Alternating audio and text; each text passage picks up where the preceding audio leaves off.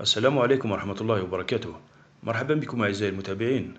يتنقل فريق مولودية الجزائر إلى العاصمة الجنوب إفريقية بريتوريا لملاقاة فريق سان داونز في إطار الجولة السادسة من دور المجموعات لرابطة أبطال إفريقيا 2025-2026. ويحتل فريق الهلال السوداني صدارة الترتيب ب8 نقاط، متبوعا بمولودية الجزائر ب7 نقاط، وفي المرتبة الثالثة سان داونز ب6 نقاط، وفي المرتبة الأخيرة فريق سانت إيلوا ب5 نقاط.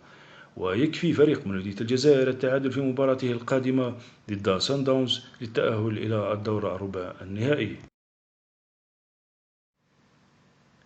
ويستضيف ملعب لوفتيس فيرسفيلد في العاصمة بريتوريا مباراة فريق سان داونز ضد مولودية الجزائر يوم السبت 14 فبراير 2026 على الساعة 2 بتوقيت الجزائر وتونس، وتنقل المباراة مباشرة على قنوات بين سبورت القطرية.